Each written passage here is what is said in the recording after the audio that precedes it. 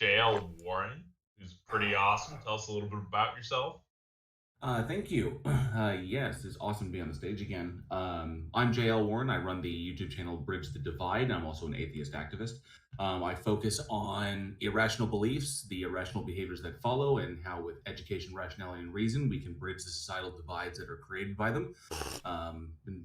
This is always a highlight of my month, the two times we get to do it. So I'm looking forward to the conversations we're going to have.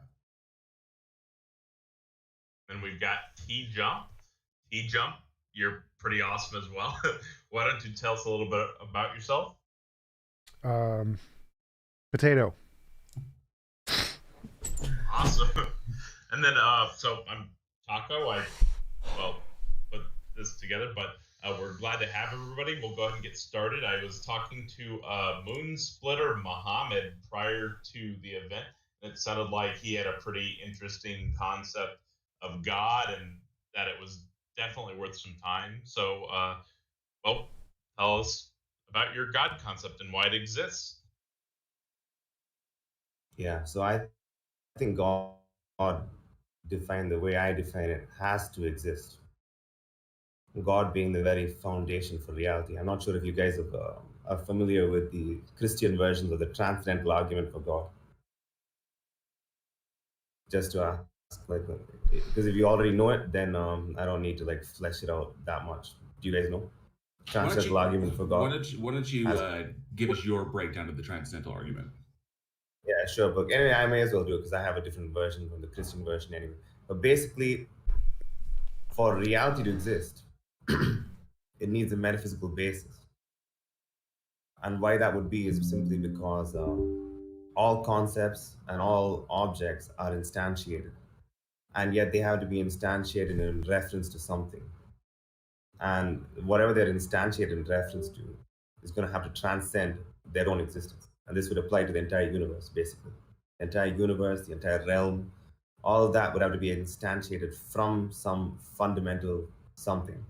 Well, that fundamental something would have to have the capacity to encompass everything else.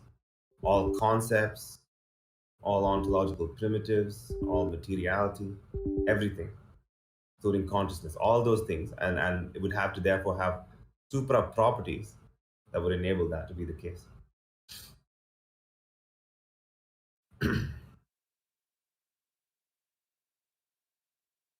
While I would agree that there is probably some sort of fundamental thing out there that kind of that everything is grounded in, because we have no data beyond the Big Bang, as far as what we can determine where everything came from or what the state of everything was before then. And we have inadequate understanding of either physics or mathematics or mathematical functions in order to try to determine that. We just have extrapolations of what we currently know. How would you be able to determine or justify saying that is a God, that founding thing, without any evidence to support it? Again, remember when I said that this thing, whatever it is, has to have the ability to encompass, and encompass specifically meaning have that content pre-existing within it in some manner. Yeah, but that's an assumption. That's an assumption, though.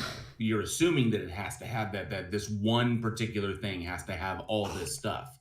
When it simply it could just simply be another natural state of affairs. I think you just mean so you're jumping to the conclusion that it has to be a God and that it has to have these properties based upon what we can observe right now, based upon what is currently observable right now. So you're saying, where does this come from? It must come from this.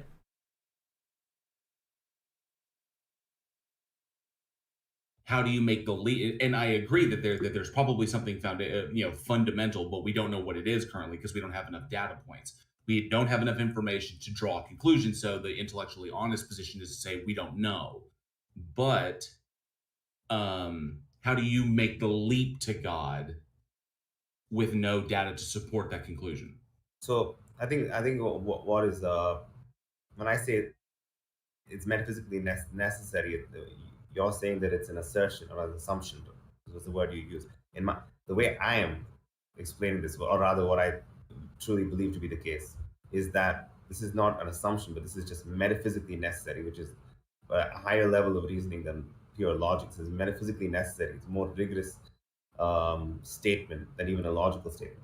Yeah, but you understand why it's referred to as metaphysically necessary, correct?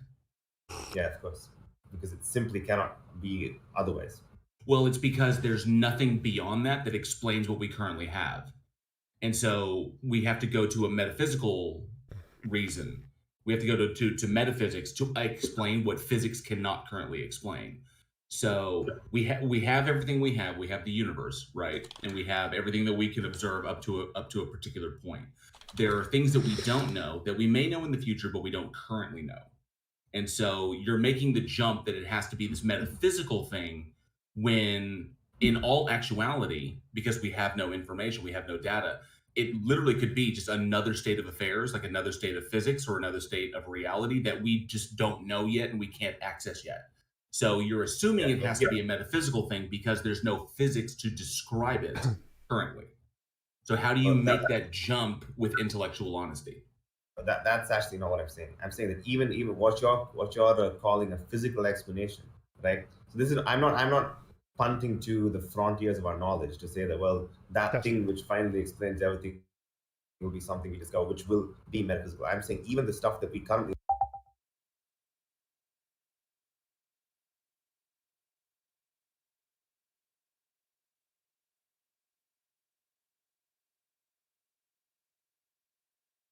physical underpinning for everything. Because what you're calling physical is actually relying on metaphysics to do all of the explanatory work. Nothing would be understandable or intelligible within physics without a metaphysical underpinning. Yes, it would. So we can have a perfectly fine like quantum field that can explain absolutely everything. Why do you think a quantum field would not be sufficient to explain everything we see? All the mathematics and everything which is entailed by which gives rise to your quantum theory. It relies on the quantum field. There's nothing that gives rise to the quantum field. It's necessary. It's uncreated. It explains everything we see. What about the quantum field can't explain everything? Yes, if you're saying it explains everything, right? You're not just saying, well, it just exists and that's it. But if it explains something, well, you're doing it in terms of mathematics, which is basically an So why doesn't the quantum field explain everything? Well, if you're just going to say the quantum field has no content to it, right? And it has lots of content to it. You can look at the content in the field of physics. Quantum fields are literally the consensus in physics.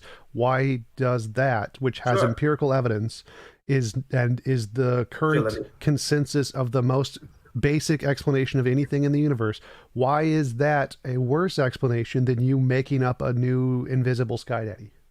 I'm not. It doesn't have to be a sky daddy at all. I'm just saying, like,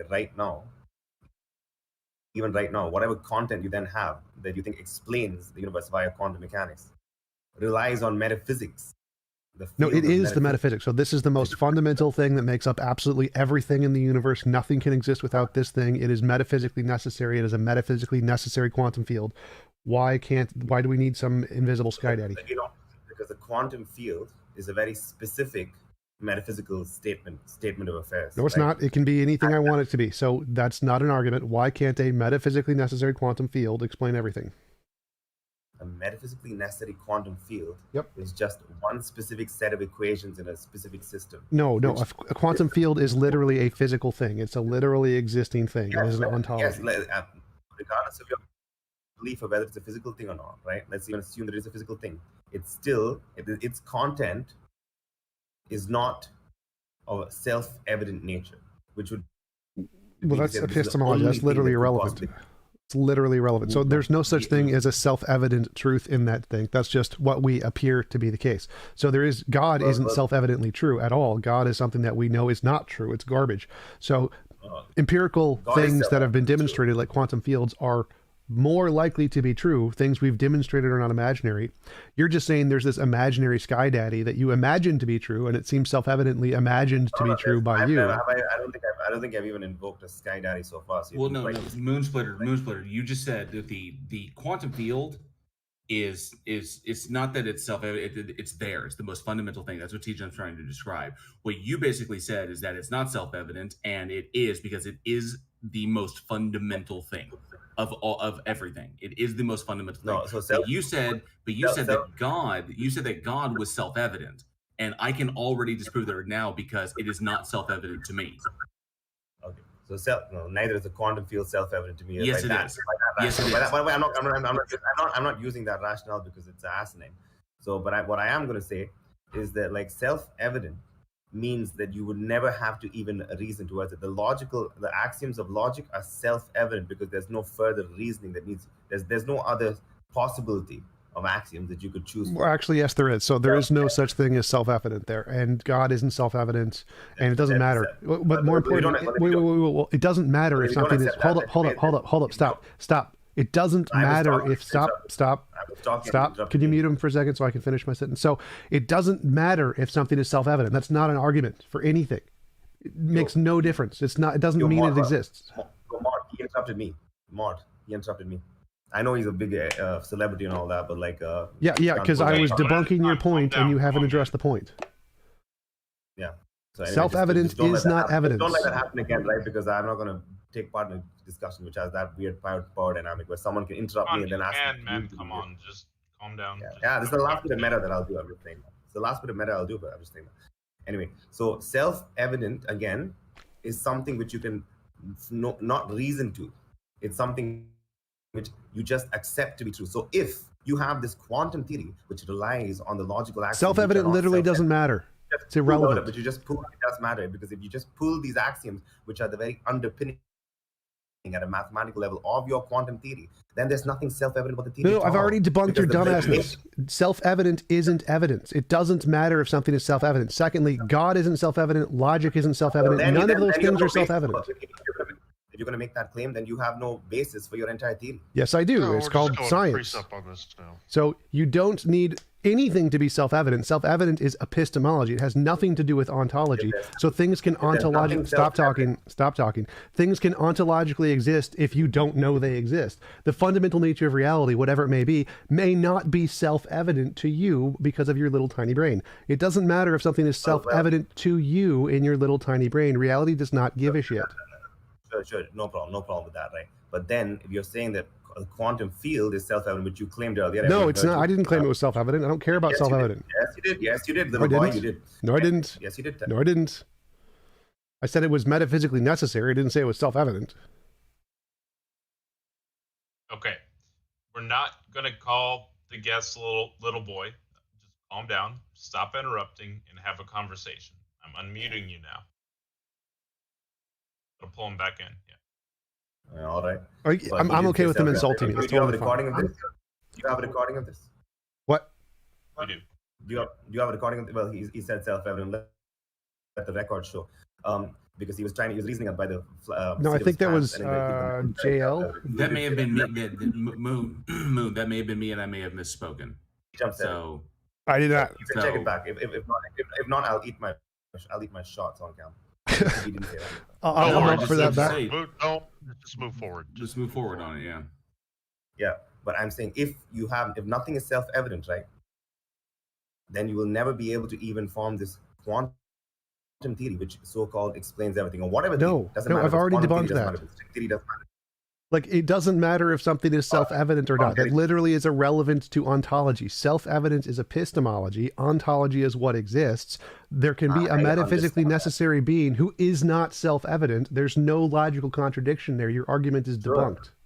Sure, that is completely fine. However, the whole argument, right, thus far has been that you believe that there is a possible physical state of affairs which could explain everything. Same thing with JL1. He believes at the end of it, right? I'm talking about multiple people right now. So the abstract between two different people.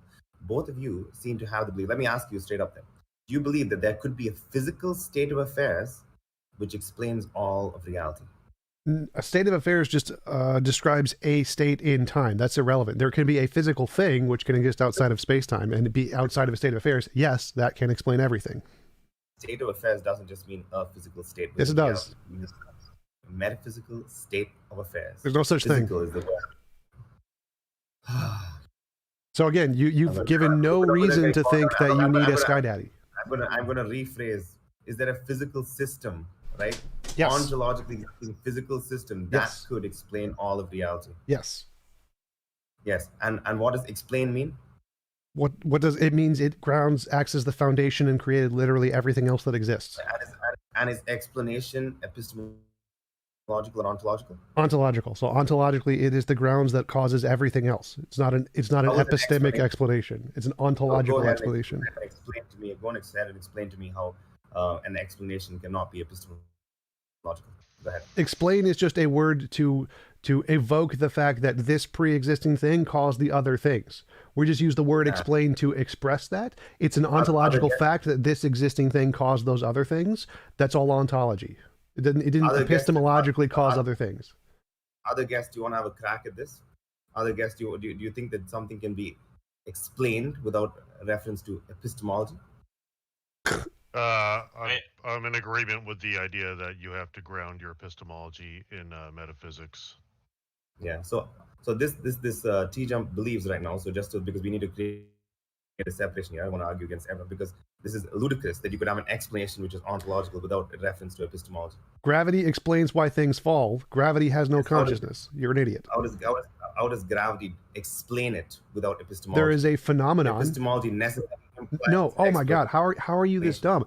Like, explanation does not mean epistemology. Explanation means the cause. Cause is different from explain. No, it's not. The explanation why something happens is its cause. Why are Muslims just so deluded on this? Like, I don't want to tell you, cause is different from explain. I mean, this is just like basic stuff at this point. Because is the explanation. God, why you still haven't given any argument? Look, the cause is the referent of the explanation. That's all. Yes, an explanation. Yeah, that's great. I'm glad you split that hair. It needed to be split. No, it's not splitting a hair because he believes that you can have an explanation without epistemology, which is ludicrous. And I think no, you can. Okay, so what is your epistemology? All right, Moon Splitter, what's your epistemology grounded on? Yeah, so forget that. That's not important. That's very important. That's not important, really? You can just pull epistemology out of thin air? It's not important. What's it grounded off of? Wait 1 second, chill out. We're getting down to brass tacks. We're getting down to foundational. Yeah, we will, and I will talk about it. Let's not dance around that point. Let's just get to that point. That's the question at hand. Moderator, we're on a very specific point right now, and I'll elucidate that point. The point is, TJump believes that you can have an explanation without epistemology. I just want to ask everyone. Yeah, and that crushes your point. Can you bring up an argument for God now? So you cannot have. Okay, so now I'll tell you. You cannot have an explanation without epistemology. No, yes, you can. I just explained how you can. Can you get back to your argument now? You cannot have an explanation without epistemology because explanation. Can we get back to your argument now? I don't want to explain basic philosophy to you that you're ignorant of. Just bring up your argument for God. Basic philosophy to you. Do you literally? No. I've already crushed you on this. Go back to your argument. I'm so glad that we have the. Okay, go back to your argument. Have a conversation. All right, Moon Splitter. If you can have, don't waste time on this. This is the point. You guys are talking past each other on Moon Splitter, and if you can just answer this question, you're gonna basically just win the debate. So you're thinking you need epistemology before you can have ontology. Well, what is your epistemology grounded on? I did not say that. I said you cannot have an explanation without epistemology. Yes, you can. Again, this is just a waste of time. Go back to your argument. This does not help you. It just shows that you're ignorant to philosophy. No, you can't. Because if we can't Can you just mute him? Mute him until he goes back to his argument. Like, go back to the argument for God. Stop wasting my time on your wrong philosophy. That is the argument. That's not an argument. How is that an argument? This is where the argument is led over the course of this discussion. Wait, and explain that. Can't understand. And the other two. Let me ask Jack Burton. What is the argument? Jack Burton, can you have an explanation without epistemology? Jack Burton, can you have an explanation without epistemology? If you're going to ground your epistemology, it's going to be off an ontology. It's going to be off metaphysics.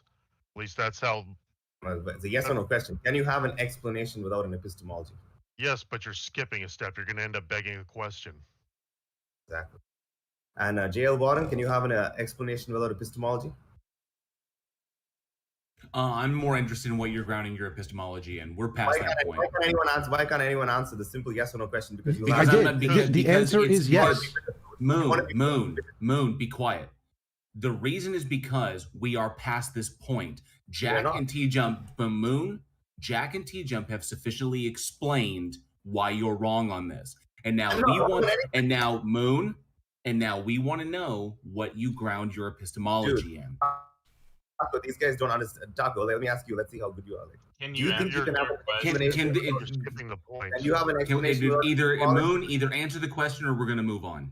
You can move on. That's fine because you guys don't understand that you cannot have an explanation with epistemology. Like, where can we go further from there? Misrepresenting what I said. Where can we go further from there? Like, on record, I'm trying to explain to you. We can go further than that. I didn't interrupt you. I didn't interrupt you. When you said shut up when you were talking, I shut up. So let me just say, on the record, boys, we have right here 3 of the 3 most prominent. You've already said this. You're repeating yourself. We've already debunked you. You said you were going to skip the meta, so let's just get...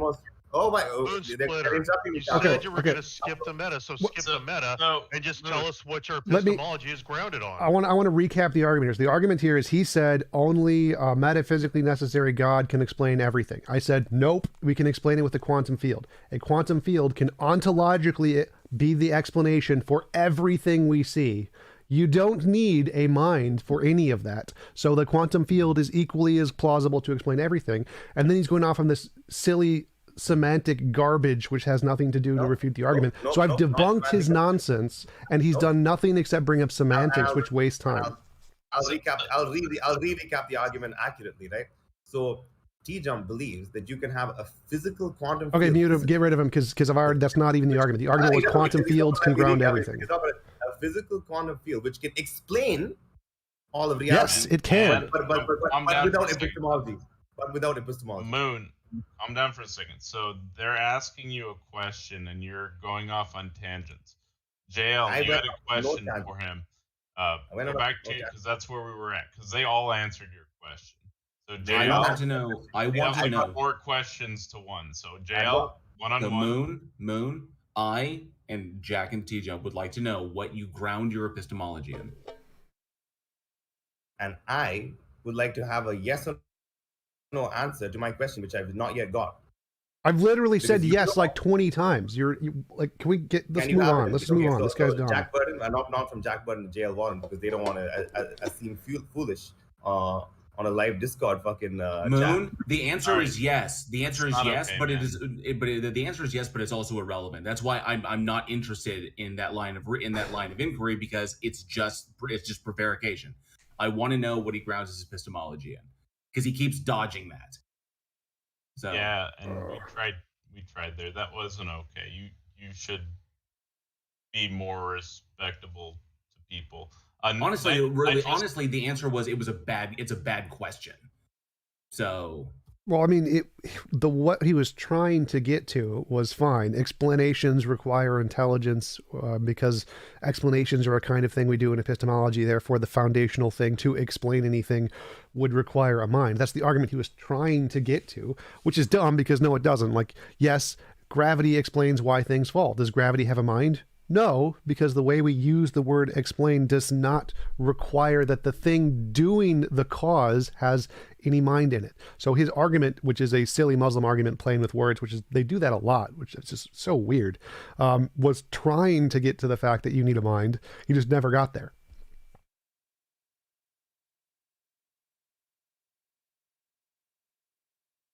Just trying to figure out why you wanted to avoid the whole, epistemological grounding. I mean, that would have just won the debate right there. Well, it's because he thought he had a good point that, a physical thing can't explain. You need a mind to explain it. So he was trying to latch onto that and focus on that because he thought it was a good point. It's such a dumb point and he just didn't realize it.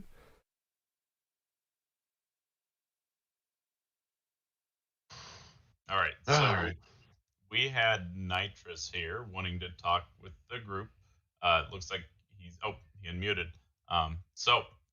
Hello, guys. It is your duty, now that you're up here, to convince us that a god or goddess or multiple gods or whatever exists. Well, I came up here because TJump claimed something which I disagree with.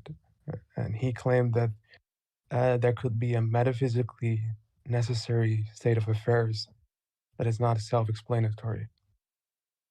I didn't say any of those words. So I said there can be a metaphysically necessary physical thing. Yes, state of affairs are a single frame of reference in a time. So it wouldn't be a state of affairs. It'd be a physical system. Yeah, but that's what I mean by state of affairs, right? We're speaking of reality. We're speaking of the quantum field here, right? Yeah. So there could be a metaphysically necessary quantum field. Yes. Okay. So what do you define metaphysical necessity as? Exists in all possible worlds. Okay, something that cannot be conceived of non-existence, right? No, you can conceive of anything as not existing. What you can conceive of doesn't matter. It just exists in all possible worlds.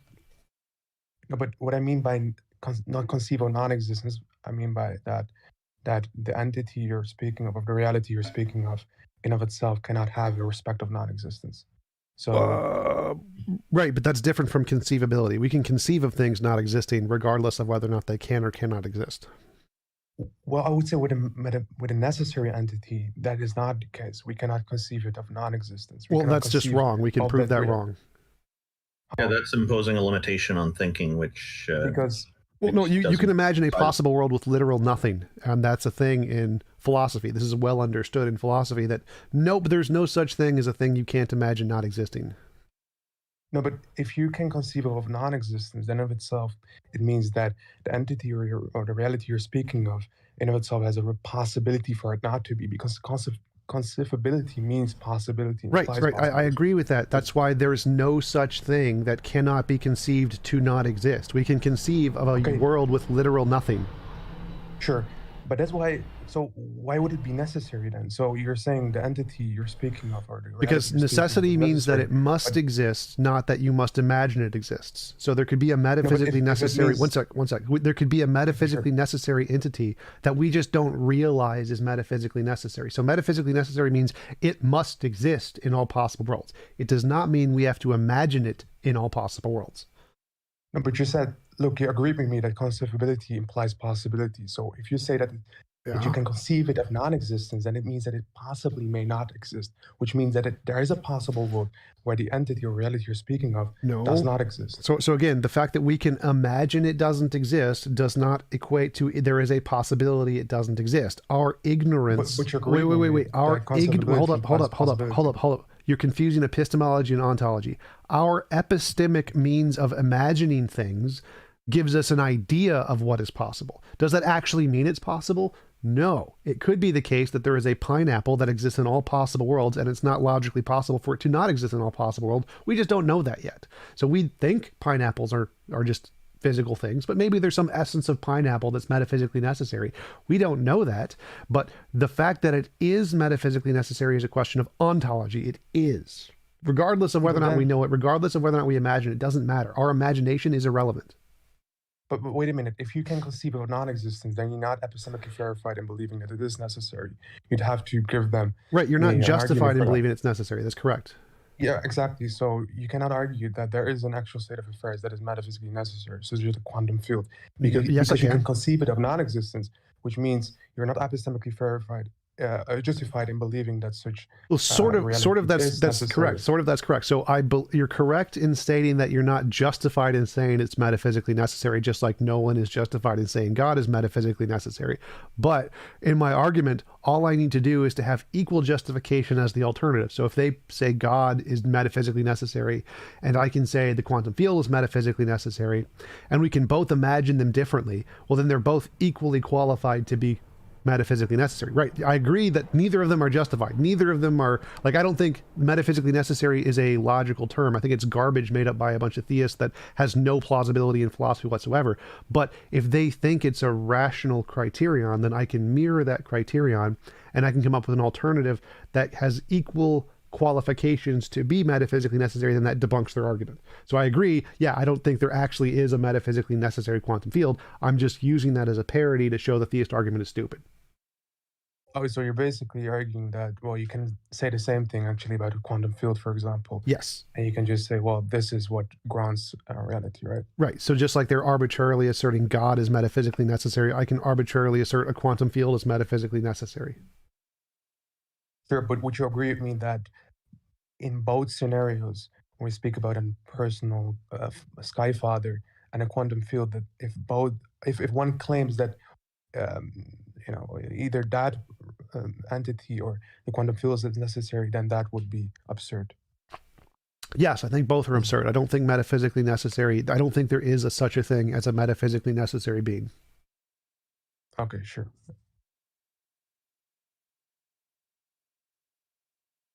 Well, that's all what I wanted to discuss. Well, thank you for coming up. We do appreciate your time. We got a couple more people in queue. Do you guys have anything else you wanted to say there, or?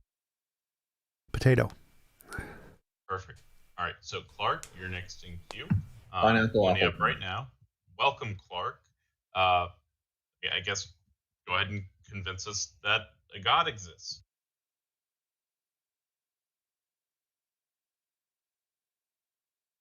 Hello, Clark. This is the best argument I've ever heard in my entire life. It is dead silent. I really have nothing to counter this. I suspect Clark may be having some challenges with audio with the microphone. Yeah. He messaged Maybe me. we'll try rejoin. again. Oh, sounds good. Who's next? It's Clark. Yep. Audio issues abound. Part 2. Let's put Clark on hold and try the next person. All right, Clark, I'm moving you back to the audience. Feel free to queue back up. Dole, I'm pulling you up. Hey. Hello. Good morning. Hello. So I have a god divinity, if you will, to submit for examination. And I think you guys will end up agreeing with me that this actually at least exists. I don't know. Could you say that again? You said what was the utility. first thing you said? You had a god something? Or divinity, like whatever you want to call it. Okay. Yeah, sure. So I suggest that we maybe could consider that reality or the universe or nature, whatever you want to call it, is a kind of gods. Like as in it's something we should live our life according to. So that could mean something like kind of a stoic belief that hey, like the universe works this way. You have the laws of physics and stuff like that. So we should like try and like live our life in accordance to those. So like for example, maybe an example is better for this. Like let's say like your day at work is going like really badly, right? And like you like some people like maybe like believers in like another type of god would say like curse God for like today, like he didn't like grant me a good work day or whatever. I would say maybe instead of doing that, you should like examine why like your day at work was like a very bad day. Maybe it's just not the type of work you like, so maybe you should look for another job, or maybe like there was something else that maybe is within your control to change. So how does this differentiate reality, life, the universe, and everything from a conscious deity? And so to us, a god would have some kind of conscious state of affairs in it, that it can make decisions and do things like. And you're talking about how we ought to live by this. People are living without this ought. We don't have a choice when it comes to reality. We are part of it. Yeah, I'm wondering how are you defining God in that argument you made? What is your definition of God? God is nature. This is known as pantheism. So it's like Spinoza's God? Yes, exactly. It's like an alias to nature. So nature, nobody's denying nature. The problem is that you're going to have to demonstrate that nature has some kind of conscious entity that could qualify as a god, and I'm having trouble with that part. Well, I think he's not saying that there's consciousness. I think he's just saying naturalistic pantheism, the kind I use, that is just all of nature, and he's just calling that God. That's the most divine thing. Yeah, but that's an alias, is what I specified. So that to me is just an alias. So if it's going to be more than just an alias, then there's going to have to be more to it than just nature itself. I just think there's a lot of utility in this, like convince like religious people to step to something that is necessarily like is not a religious, but is some kind of religion that people can like look at and like use like in their daily life. I think this is like a good thing to like show to like classically religious people, instead of just being like, hey, there's no God, I understand nature as being impartial to what we do in our daily lives. Are you saying that? I agree. Okay, so then. So you cannot pray to this god, for example. Like that's something I explicitly say you should not do. Like you should not pray to this god because this like God doesn't care about you. Like there's no like consciousness in this god. You know, like it's So literally like Spinoza's god. The other challenge you're going to have is to usurp the Mother Nature moniker then as well, in addition to it, because Mother Nature is more commonly referred to. I'm being a bit facetious here. No, that's fine. Like what do you mean with usurp the moniker? I don't really get where the problem lies. Well, because you're now saying it's nature is not feminine. You're saying it's masculine by calling it a god. No, I don't think like nature has a gender. Okay, so perhaps the word you want to use there would be deity, which would be fine.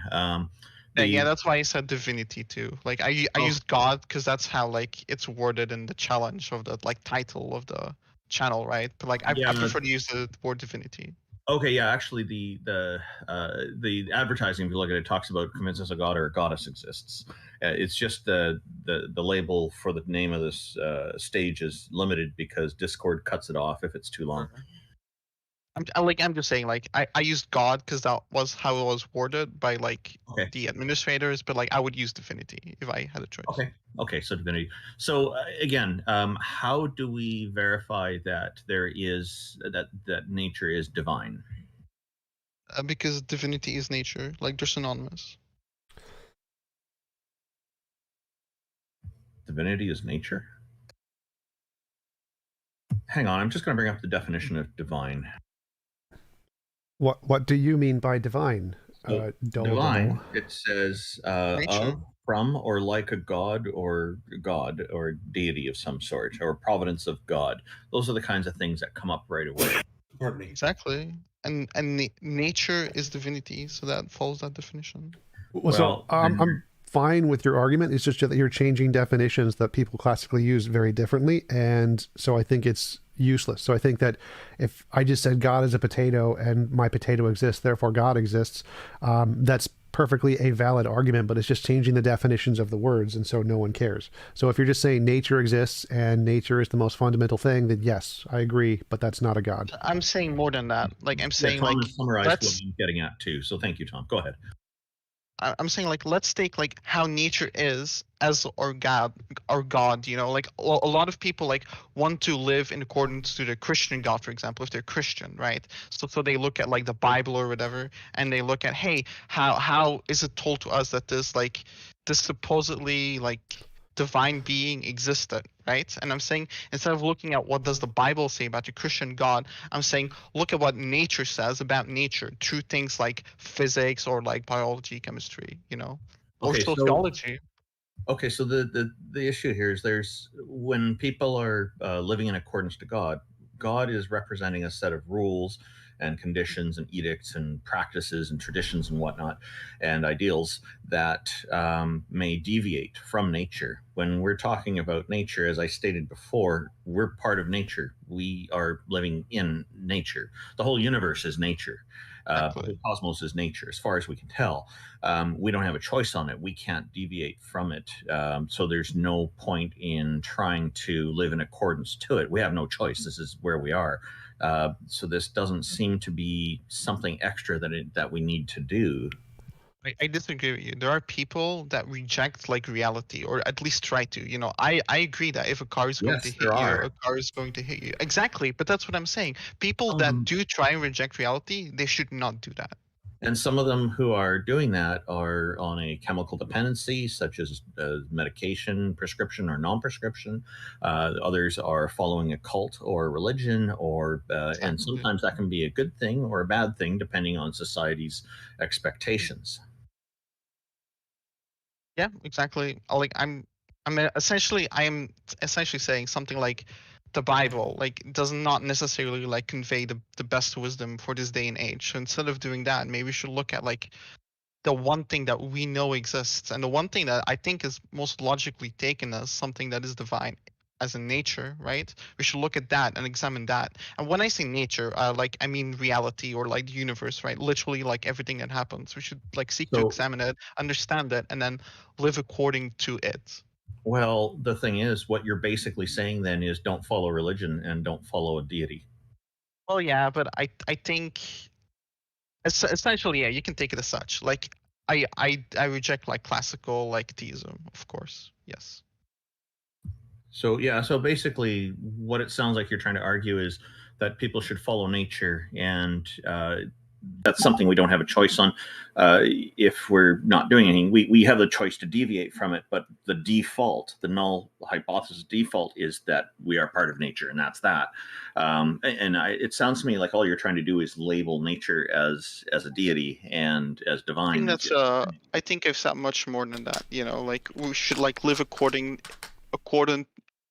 in accordance to like how nature works, right? So we should use the things like science and physics. Well, physics is science, but like hard science, soft science to like seek and understand the world. I'm saying much more than like, well, these things are synonymous and that's that. I'm saying like we should kind of take a little bit of a stoic approach, you know, as in like the world is how it is. Like the world doesn't necessarily care whether you like it or not. So like don't try and pray to some divine entity. Just like examine the world and try to like shape your world as insofar you can in accordance to what you want or what makes you happy. Yeah, so basically I can't help it. This is reality works whether I like it or not. If I want to jump 20 feet in the air, I can't do it. Well, I'd go one step further. I'd say that's wrong. I'd say we should fight against nature. I think we should overcome nature, like try to change nature to make it more moral. So I'd say that nature is probably the biggest evil that we have to overcome. You blasphemer, you. Nature. Maybe like I don't ascribe like any morality towards nature. You know, nature is how it is, and like nature is not a moral actor. No, you said we should live according to nature or something like that, and I'm saying no. We should change nature to make it according to our desires. I think that's impossible. When you say change nature, I take that as change the laws of physics. I don't think that is within our power to do. But I think it will be in the future. If we can find a way to do that, then we can accomplish even greater things than we've done already. Sure. I mean, that would be cool, but that's like a communist making like pro-communism arguments and then saying, well, this would be really nice in a post-scarcity world. I'm saying like, yeah, sure, but like we don't live in that world. So, but yeah, I would agree with you. Like, I just don't see that. So what you're presenting here is like nature. You're not going to have any problem with people saying, yeah, nature is part of reality. That doesn't bring us to it being a god. You haven't convinced me, at least, and I don't think you've convinced anybody else here, that nature is a deity or is divine. Yeah, at least memes aside, with the like convince God exists, right? Do you see at least like the utility in it of like teaching this to like religious people, like classically religious people, and just be like, hey, maybe this is like an alternative you guys could follow that's a little bit more in line with like the modern world and like modern thinking, and like it's better for you. Not exactly, because I think the utility of what we should teach is going to be based on what would convince them to change their position. Simply saying treat nature as God would not in any way change their position. So I think the utility would be to try and make alternatives that answer questions better than God does. So like a better objective morality or a better explanation for the creation of the universe. Science is more a utility to change religious people's minds than just telling them to call nature God. You think there's an objective morality? Science is more on the track of accuracy there, because if you're just disguising it as a deity, that's, as TJump said, that's not helping. That's actually contributing to the problem, I think. Okay, well, thank you. That's all I want to say about that. I think there are other people waiting. Hey, thank you very much. That was interesting. Thanks for coming up. I just want to say that I really like TJump's attitude that we should fight against nature and try to overcome it. I think that's brilliant. Thank you. It's part of my objective morality that I think that we should do everything we can to make nature not kill us ever. Yeah, and I think the fact that we have built structures that we can live in, like homes and buildings that we can do business in, and building roads, is already examples of deviating from nature, because we're actually changing the way nature is organized. Hello? We can hear you. Hello, Clark. Hey, your audio's working. Welcome. Oh, thanks. Hey, Tom, I just wanted to say, love the new hairstyle. Looks great on you. Thank you. I was wondering, how do you guys feel about reason? I like reason. Reason is cool. Okay. Yeah, because in my view, I think that reason in a way is sort of the bedrock of reality, because if you think about it, the way we perceive reality or these objects that we see in the world or whatever, our mind inherently categorizes these things into like a space and time format so that we can understand them. But that doesn't mean that we can demonstrate that space and time exists outside of our minds. How are we able to demonstrate that? We can't, but why do we need to? Like, why would our ability to demonstrate something have any implications to how it exists on its own? Well, I'm saying that we're not able to even like make any good arguments as to show that it exists on its own. Well, we can, but again, that doesn't make a difference. Why would our epistemic arguments have any relevance to the ontology of the things? Well, because the thing is, if you're going to be appealing to science, then you're going to have to go down one of two paths. You're going to have to either say scientific theories have meaning if and only if they're possibly falsifiable, or they have meaning if and only if they're verifiable. And since you as no. atheists appeal to this, well, no, neither of those things. So those are two of the criterion for science. So there's like 6 or 7 different criterion for science. Those are just 2 of them, but neither of those answer the question. So like, I think it's perfectly fine to think of the universe as just a bunch of rocks, and literally if no conscious mind existed in it, there'd be no problem. So there's no reason there. Reason is a language we made up to describe the things we experience, but things can exist on their own without anyone doing any reasoning. No, so the thing is that reason isn't something we make up. We can make languages that come from our ability to reason, but reason is inherent in our minds. It's how we analyze the world around us. That's what reasoning is happening in your mind. Do you agree? Right. It's not just coming out of your mouth. It's not. So well, like, so I think logic and math are languages that we use to describe reality. We made them up to describe patterns in the nature of things that exist. Reason doesn't exist in a rock. Reason is a language we made up to describe the way the rock is. The things that are in the rock are spin, charge, mass, momentum, energy. Those things exist in the rock, and we use reason to describe those things. Yeah, but why I'm saying reason is something we ought to like value more than any sort of scientific theory is because we undergo these huge paradigm shifts in science.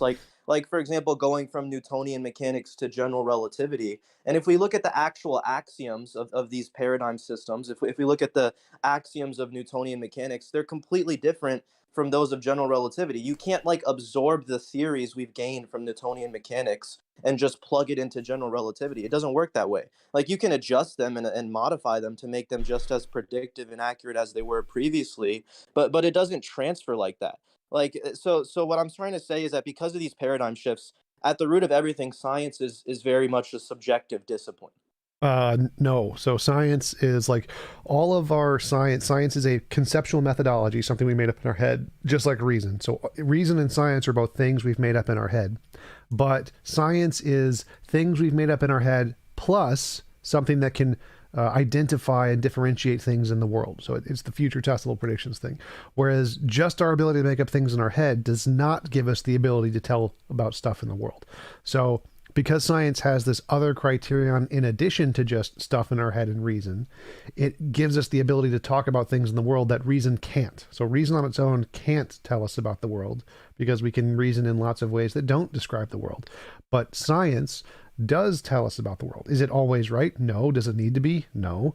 Reason is essentially wrong 99% of the time because you can reason for infinitely many things. You can say, I imagine a unicorn. That's perfectly logical. Are there unicorns? No.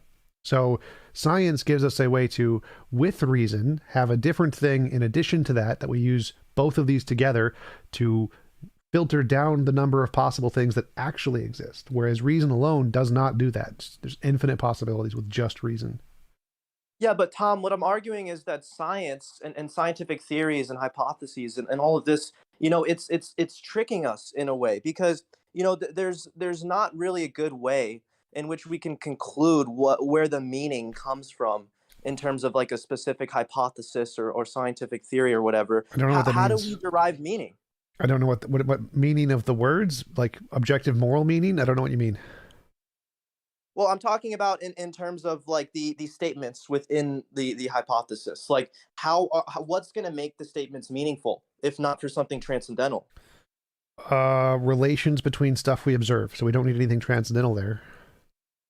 Like spin and energy and charge are relations between different objects and how they interact.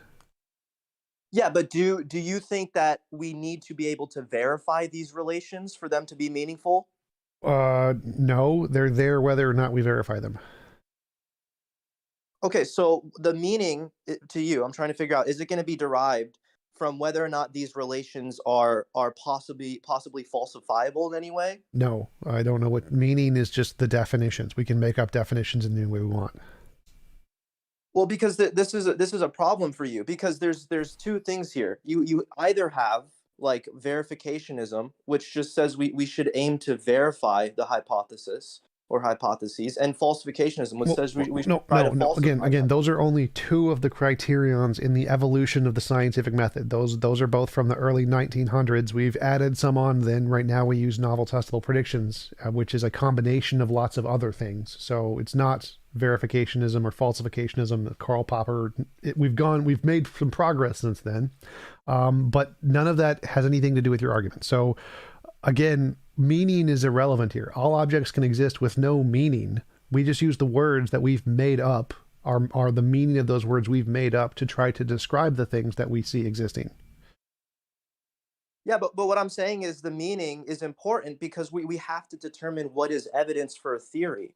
And we have to analyze where the meaning comes from for the theory, and how the evidence, and one piece of evidence is more substantial than another piece. Because I don't know if you've heard of the Raven's paradox, but like anything will be evidence for any theory. Yes, so I agree. It's a problem of underdetermination. But again, that doesn't matter. That's epistemology. You're confusing epistemology and ontology. This is a well-known fallacy in philosophy, that you have to make a distinguishing between epistemology, the ways we know things, and ontology, the way things are. There's a disconnect between those two. The fact that we know something in a particular way has no bearing on whether or not it is actually that way. So it seems like you're saying that, well, because we need the meanings in order to know things, therefore they must be meanings, essentially.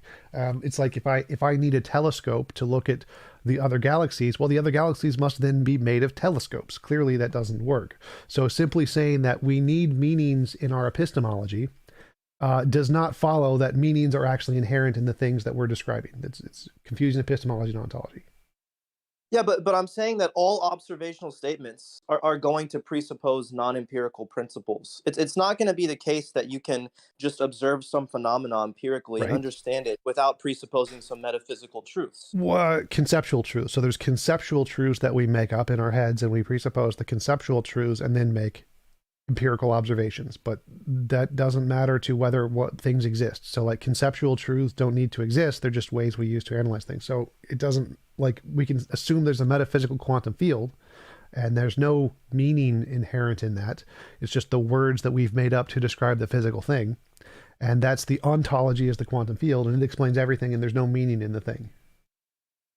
Yeah, no, Tom, what you're doing here is you're confusing epistemology and ontology, because just because you know things work based on certain inferences you can make according to specific data or whatever, doesn't mean that it isn't the case that our mind is inherently categorizing our experience in such a way for us to perceive reality in a very fixated sense. So you're saying, well, both of those are true. So I agree. Yes, like the fact that we imagine something in a particular way does not mean that's the way it is. I agree, but that's the whole point. It doesn't matter the way we imagine things. Our imagining, or the meaning in our imagining, has no bearing on whether or not it actually exists. So I don't know.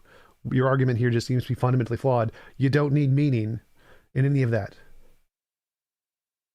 Tom, what I'm saying is that you are actually confusing epistemology and ontology, because just because you know that this state of affairs doesn't exist doesn't mean that it doesn't exist. I mean, just because you can say that literally you know, that sentence did not make sense. If I know something doesn't exist, then it probably doesn't exist. But I don't understand anything you're saying now. Do you have like omniscient levels of knowledge? Like, do you know everything? Knowledge is a justified true belief. You don't need omniscience. You just need a justified true belief. So I have a justified true belief. Round squares don't exist. Well, what about Gettier cases? What about them? Like, you can still have knowledge with Gettier cases. Right. Wouldn't that really necessitate that justified true belief needs a better qualifier? Because sure, but it doesn't mean it's not knowledge. So you can have a better definition of knowledge. It's still knowledge. Okay, so then why would you bring up just JTB when you know you need to qualify it further? No. So you can have some knowledge, like Newtonian mechanics gives us some knowledge, and then the general relativity gives us more knowledge. It's a better definition, but they're both still good. So JTB is a good definition. It works. It gives us good knowledge. And then you need to have a better definition of knowledge. You'd have a new criterion in some way, but JTB is fine. So you don't need omniscience for knowledge. It's called fallibilism. You do not need omniscience. Yeah, well, the problem is in fallibilism, you're having infinite numbers of possibilities, infinite sets of axioms, infinite brain states. There's infinite possibilities, which is fine, but well, there's not infinite brain states, but yes, there are infinite possibilities. So, well, who's to say? Who's to say? Why are there no infinite brain states? Because my brain isn't infinitely large. That's like almost begging the question. Why does your brain need to be infinitely large? What does this have to do with your question? Like, all of our evidence indicates my brain has 100 trillion connections. It's not infinite. Right, but what I'm saying is, how do you know that your brain has 100 trillion? Because of evidence. I have a justified true belief based on evidence that my brain has 100 trillion connections. There is no justified true belief of anything else. No, you don't have a justified true belief based on evidence, because evidence itself has no meaning. You need to have meaning to justify the true belief. Evidence has meaning given what we use it in the dictionary, so we gave it meaning.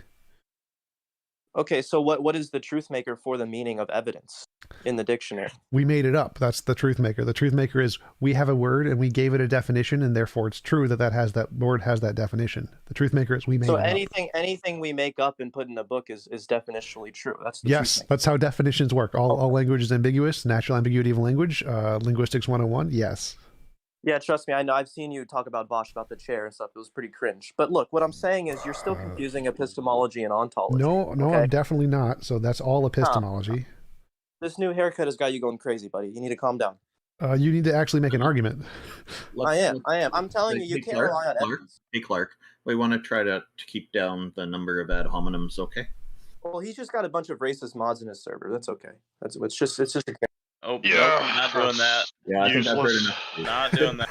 That's a good decision. Thanks for coming up, Clark. Thanks for taking your stream of consciousness journey. That was fun. I want to say that he did better than the other guys. It's fine. Hang on. I just want to say that TJump's chair to me looks very comfortable, and I'm wondering if TJump has any final words on that person's arguments before we move on. My hair destroyed him. Hey, TJ, why the? Did you just want to change your hair, or is there a specific thing you're? 10,000 subscribers. It was one of the Patreon goals. Oh, okay, cool. Oh, interesting. I have to go and look at your hair now. It's pink. Oh, I do that with my beard every month for a different activism cause. So like for March it was green, for April it's going to be blue, and I do it for a different charitable organization to raise awareness. But I'd never seen. Yeah, that was like your hair was extreme. I was like, whoa, what were you trying to do? So. Yep. Interesting. That's great, guys. Hey, Debate Monger, welcome. Thank you for waiting while we finish chatting here. Yeah. I thought what Clark actually was saying is kind of interesting, but I'm sorry to interrupt. Could you turn up your volume a little bit? You're coming through. I don't know. Maybe I could put the mic closer. Excellent. That works. Really well. Thank you. Carry on. I think that what Clark was saying is interesting, but I'm not probably qualified to really get into that, arguing what he was arguing. What I'm proposing is though that you already kind of believe in a set type of God. If you in any way, shape, or form choose to recognize consciousness or emergent properties such as similar to consciousness, you've already kind of put yourself in a category of believing in a God. How? Because I think when you put some type of consciousness into a system, they have the power to influence that system. How do you define God? Just marginally. So that would be like something that is able to perceive of itself, and have notions about itself in the external world, just aware, something self-aware. And so are monkeys gods in a world? Do you verify that they have a consciousness is yes. what I'm asking you?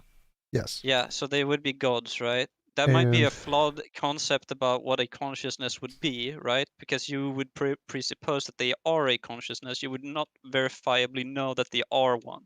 But if you were going to say that your experience, your awareness of yourself, of the world, etc., qualifies you as to be a god or to be conscious, I would say that that is synonymous to you calling yourself a god, and that's what that's my argument basically.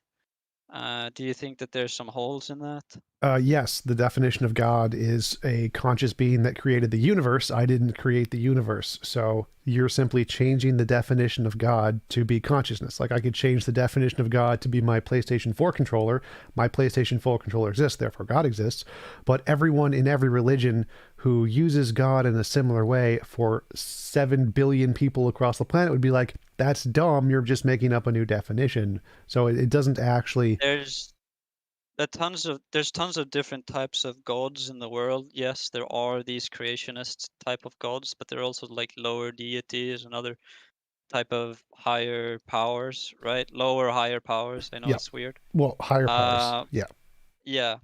And I would say that, yeah, that's true, right? We aren't on the same level of a god as one that instantiates physical properties or something like that, maybe. But I would say that the way that we interpret them and the way that we choose to select for qualities that are able to perceive of known facts, the way that we've kind of evolved into conscious human beings, right, is I think literally the building of a god, right? No. So like right, maybe one of these lower, higher deities. Well, if it was higher, that might be arguments for God. But when the topic of the debate, convince us gods exist, is asking, is there some new thing that hasn't already been demonstrated via science to exist that you're claiming exists outside of our known ontology? So if we already know it exists, like consciousness, or what was the other thing, the universe, or potatoes, those aren't a god, because when we say God, we want to know is there some other thing, some new thing that we don't know about yet. Some unique quality that you haven't examined yet, right? Yeah. So just saying we already have consciousness. Yes, we agree we have consciousness, and if you want to call that a god, that's fine. I'm going to call it a potato. Right, but now you're kind of giving credence to what Clark was kind of the argument that Clark was making, right? No. Like how it's a radically subjectivist, right? Definitions are radically subjective, but he said reason was the foundation of reality. That's an ontology claim. So that part, nothing he said supported. But yes, we can make up whatever definitions we want.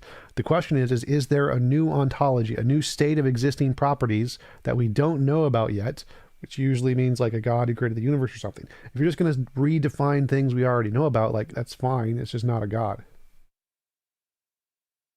So it's like not any notion of systems is one that's like radically deeper in understanding than just like what we can perceive of right now. Well, I think that that's really hard to do, and really I don't think that you need to do that to qualify of a god, right? Like just saying that the things of gods that I've described is like good enough, I think. But that's not good enough to give us like a creation story or something like that. I agree with that. But but given that we are able to kind of recognize maybe ourselves as a conscious being, I think that we can from that maybe develop some notion of a like god. You don't sound very convinced by yourself, let alone us. Right. Well, do you think that the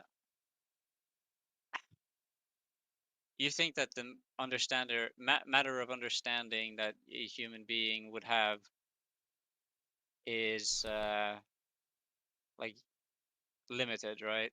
So even describing something like a god or something that you guys actually think, right, would that even be like something that you, since it's a radical notion, right? Something that's an ontology that's different. Like, how would you even be convinced by it, since it's not transferable?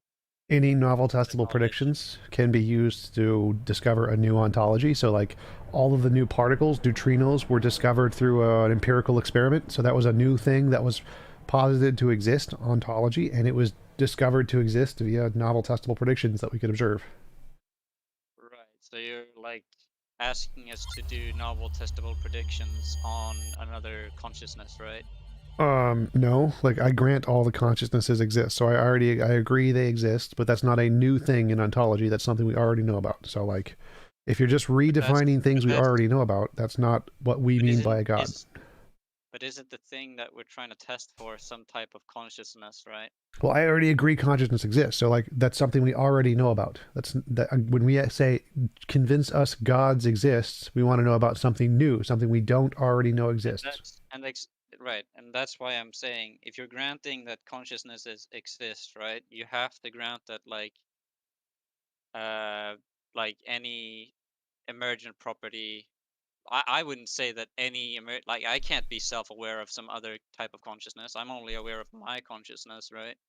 But if you're going to go so far as recognize your brother's consciousness, then you're kind of like leaping forward into territories that I don't think that you're justified in doing. I don't care. What does that have to do with God? So, like, right, but I'm saying when you're doing that, you're saying that that's not a new ontology, but I'm saying that that is a radically new ontology, because you're giving without any like what is the novel testable prediction that you use to verify another person's self-awareness, right? when I punch them in the face, they scream in pain. How do you know that that's not automatic responses? It could be, but it gives me evidence to conclude they're conscious. Doesn't need to be 100% certainty, but it does give me reason. So we are justified in believing there are other minds. You're justified in believing that, sure, but like the knowledge of that is not, it doesn't go that far, I think, right? Knowledge is a justified true belief. So if I'm justified in my belief and it's true, then that's knowledge. So yeah, that is knowledge. But again, this doesn't go address the topics. The topic is convince us gods, as in something beyond all of the stuff we currently know about exists. And it helps if you have a clear definition and or an argument of some kind, instead of just sort of meandering through epistemology.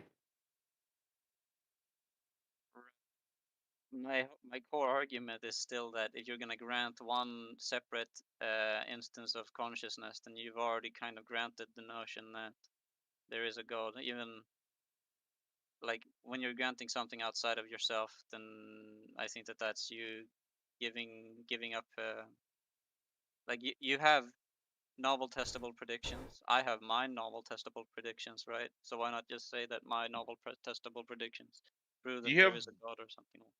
Do you have one example of a consciousness that exists outside of a physical being of some sort? That's not what I'm going to do, because I'm saying that you guys already believe in a God, right? I'm not saying anything about myself, right? Yeah, but you're just changing the definition of God. So I can change the definition of God to potatoes, and then everyone here believes in God because God is a potato. Right. But I think that we both agree that the definition of a God, like ultimate God even, would be one of a conscious divine power, right? Like it has some type of self-awareness or something like that, right? Well, like something that created the universe, that's non-physical, that has a soul, that exists eternally. Like, those are the properties of God. Just consciousness isn't any of those. Consciousness isn't divine.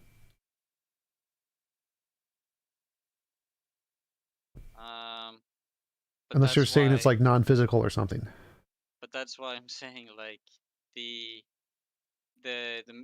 meat bag around you, right? The meat bag brother that you have or whatever, that has this emergent property that you would consider a consciousness. Like, what's to say that just the constellations of the star doesn't have something similar? There's no evidence that it indicates it does. Yeah, but that's kind of where I'm like, well, how would you describe it? Like I throw the table. I'm like, this doesn't make sense to me, at least. Throw the table? I don't what?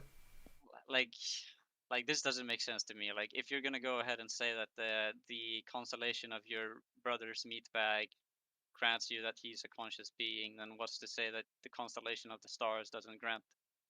Because behavior, right? We observe behavior, and there's no behavior of the stars that warrants saying that they're conscious. Like you haven't provided any justifying, supporting evidence that increases the probability of your proposition being true. All you've said is, well, if you believe that any proposition could be true, then you just have to grant that any other proposition could be true. What you're saying is just basically trivialism. It's kind of meaningless. Okay.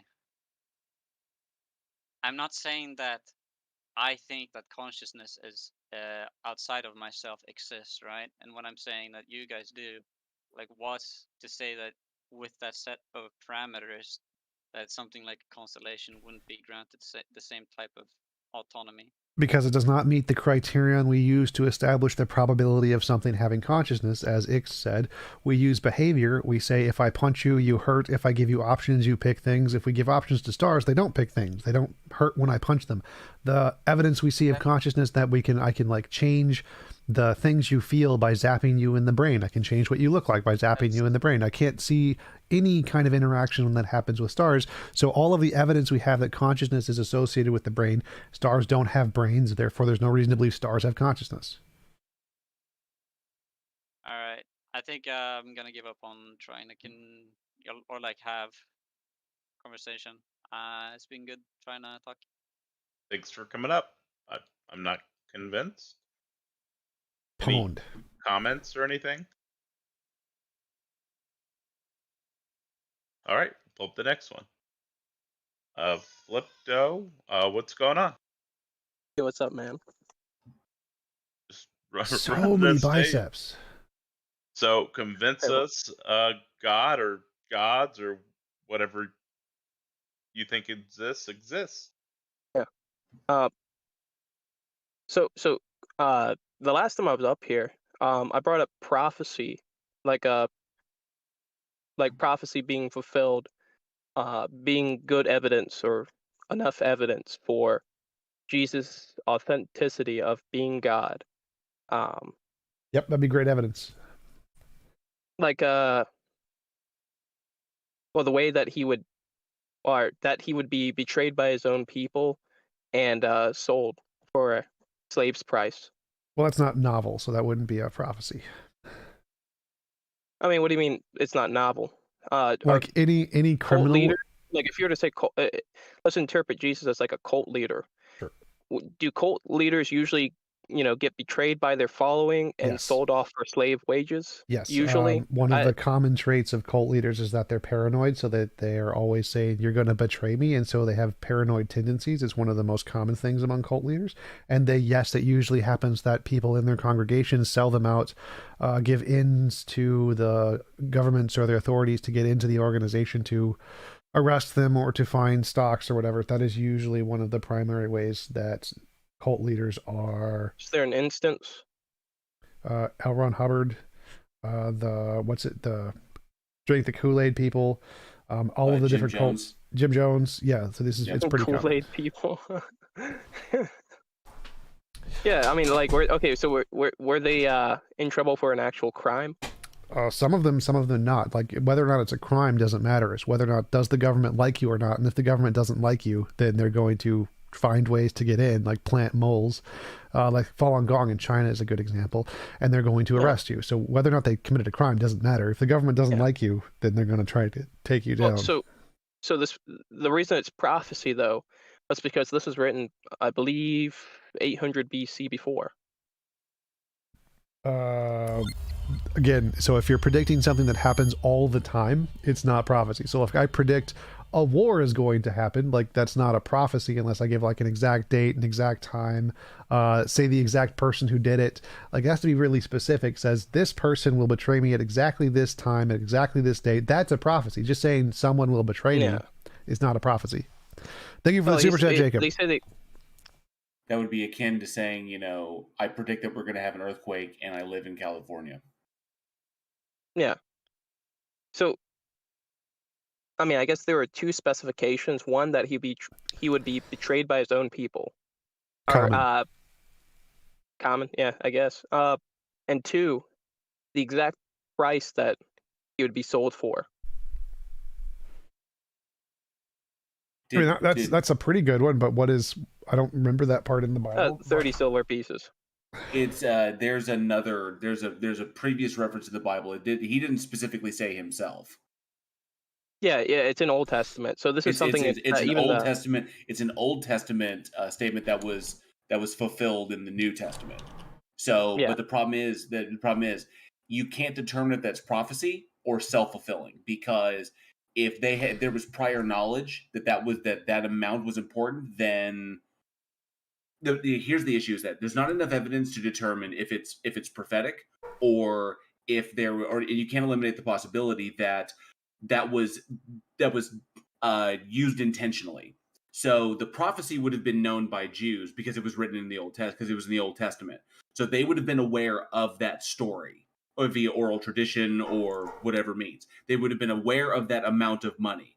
If that amount of money is used again, if they are trying to solidify the idea of Christ as the new Messiah, then that would be another way to give that claim more credibility in the eyes of other Jews, in the point of converting them away from Judaism into the new fold of Christianity. So giving your new splinter faction, which is essentially what Christianity was, is a splintering off of Judaism, giving it credibility, the best way to give that religion credibility is to adhere it to the prophecies of the old religion. That way it's like the prophecies are coming true, but it's this new way over here. And essentially what you're saying to the followers is that Judaism has not given us anyone. No one has come up following Judaism as it was that has fulfilled all these prophecies. Well, here's this new guy with this new line of thinking and this new ideology, and all of the prophecies are being fulfilled. Well, if you're trying to fulfill them, if you're trying to give your new faith credibility, then it would behoove you to make those prophecies come true. Right? Or at least to write about, to at least write down that those prophecies came true. Yeah. But we don't have enough information to eliminate the possibility that it wasn't 30 pieces and it was just written to be that in order to confirm the prophecy in the Old Testament. Because we don't have anybody who was there. We don't have any firsthand accounts we don't have any reliable firsthand accounts. And these stories were all written decades after his supposed death. Yeah. So they were written in retrospect. And how do we understand history then? Like the biblical versions don't even agree with each other, right? So only Matthew mentions 30 silver. Luke and Acts do not. And the only extra canonical mention of it that we have, which is just like not in the canon, but it's also religious work, says it's 30 pieces of gold. That's the narrative of Joseph Arimathea. Well, I think there's another problem in Zechariah. You don't have a single corroborating piece of evidence, even within the canon, that says 30 pieces of silver. Well, another thing is that just assuming that this one is correct, and that the narrative of Joseph Arimathea. One sec. So in Zechariah, it doesn't say the Messiah will be sold for 30 pieces of silver. It has another story with 30 pieces of silver in it, which can be interpreted as it has anything to do with the Messiah. It doesn't literally say the Messiah will be sold for 30 pieces of silver. It's both Zechariah and Jeremiah. I don't think either of them say that the Messiah will be sold for 30 pieces of silver. TJump is correct on that, but it also doesn't mention Jesus. No, it says the shepherd. Mention of it doesn't say. It doesn't give a name. It's true, but the previous story, the previous written out story, was that it would be the shepherd. Jesus called himself the shepherd. This gives it credibility. This lends credibility that Jesus is the Messiah. You see, it's an individual coming along in the future, knowing what the oral tradition is, and then attempting to literally bring about that stuff in order to prove that they're the Messiah, in order to give the new religion credibility. You can't eliminate the possibility that this was all done with forethought. You had accounts of Peter who wanted to stop this and subvert this from happening. One sec. For it to be a prophecy, you have instances. For it to be a prophecy, it literally has to say the Messiah will do this. Having a word which can be interpreted as Messiah, well, you can just pick any different passage in the Bible and say this one was a prophecy. So it doesn't actually, for it to actually be a prophecy, it has to say this is a prophecy about the Messiah which will happen in the future. Just taking a story and interpreting it to be a prophecy isn't a prophecy. Like I can look at Harry Potter. One was being narrated, so it's supposed to be narrated by God.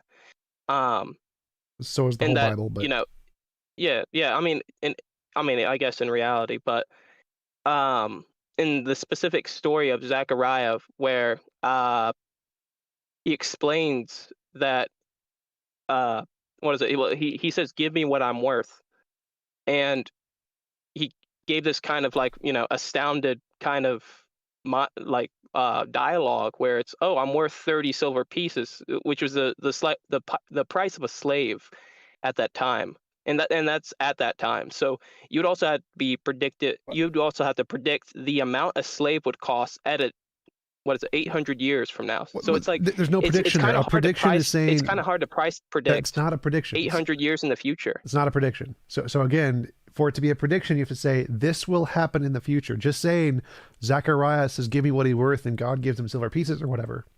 That's not a prediction. That's just a fact that a story has in it. And then you're trying to make an arbitrary connection between the fact of a story in the past and some fact in the future, which literally anyone can do. You can just take Harry Potter, start looking for different passages and see how they connect to future events, or The Simpsons or something. That doesn't mean it's a prophecy. It just means that you're finding connections between the things and calling it a prophecy. For it to be a prophecy, it has to say, this is a prophecy about the future. This will happen. Yeah. Okay. So, do you know which books these are coming out from, though? Zechariah and Jeremiah, the ones you just said. Yeah, and do you know their status? Their status is whatever you interpret them to be. Again, this isn't literally. Okay. Well, they're prophets of God. Yeah, that's nice. That makes them. That's prophecy. No. That's assuming that they're prophets of God and they're not just people writing stories. Yeah. Okay. Yeah, you're right. Yeah. Well, but there's a whole lot of things you got to jump to in order to make this thing fit the narrative. And I'm just saying, and I'm just saying, you don't even have to look at all of that. Just look at what you can verify. Just look at what evidence you have and what you have to work with, as far as like the biblical sources and extra biblical sources. Look at all the details we have. What conclusions can we draw from the information we have? And the problem is that the information is so limited, and we cannot, beyond a reasonable doubt, eliminate certain possibilities. So ultimately, you could say, we don't know, we can't derive a conclusion because we lack detail and we lack information. So we can assume things, but we shouldn't take those things as, gospel, no pun intended, because we can't verify it. All we can verify is that literally something was written down a long time ago, and we cannot discern the motivation. We cannot discern the goal. There's a lot of things, especially of the author at the time. So we don't know so much, and just assuming that it's true would be intellectually dishonest. Okay, so do you take that with every history book? It depends upon the amount of information that we have to verify. One thing that really, really helps is not just one story coming out of one culture, one ancient culture. That's really, really difficult, and we don't give a lot of credibility to those because it's literally one culture's version of events. But if we can get one story from one culture and then we get another story from another culture, and these things line up, then we know the truth cuts somewhere up the middle. And then we can draw conclusions based upon all of the data around us.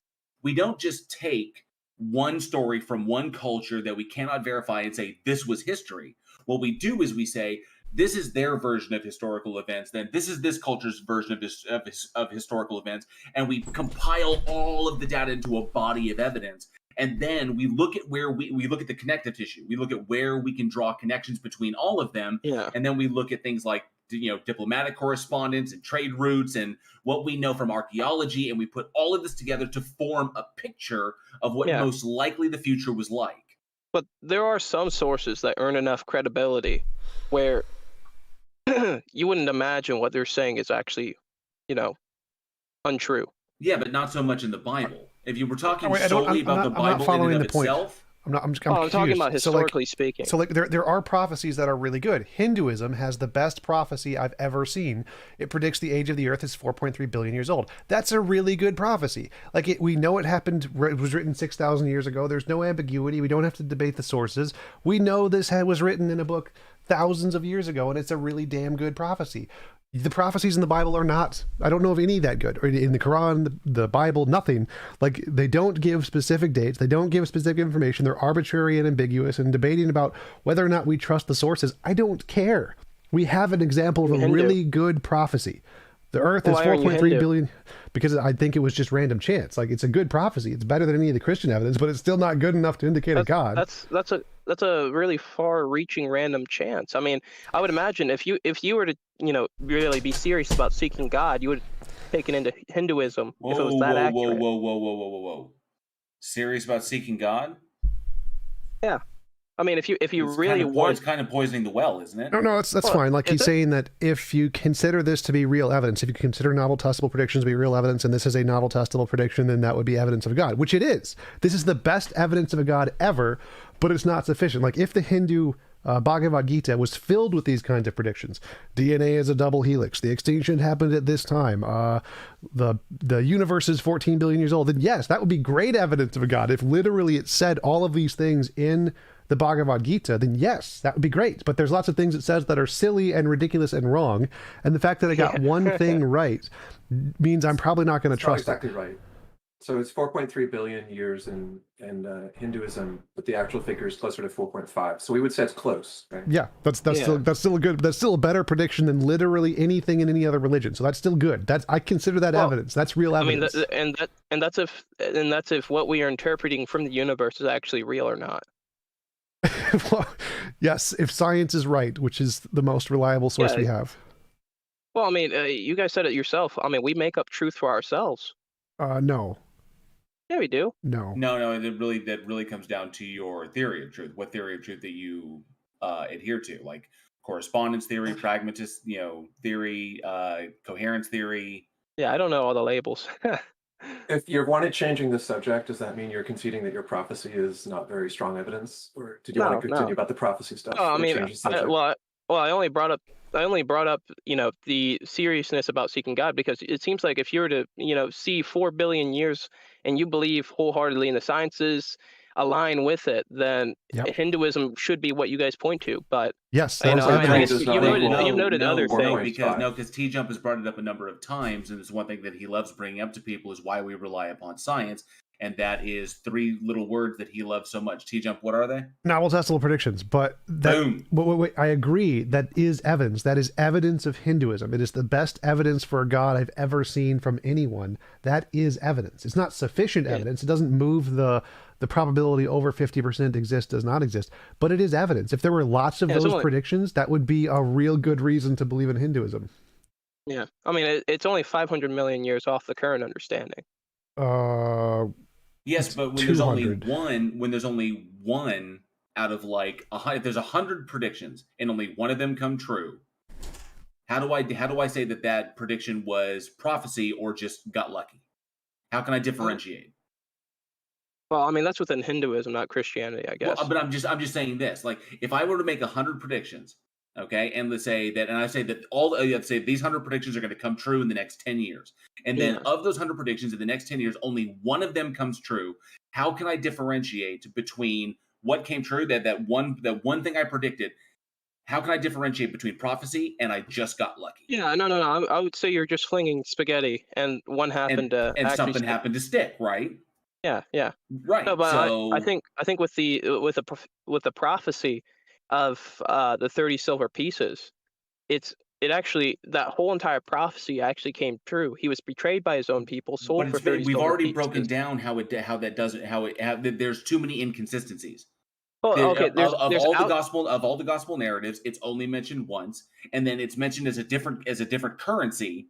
A gold as opposed to silver in another one. It's no extra biblical accounts, and you can't eliminate the possibility that this was set up with forethought by the writer.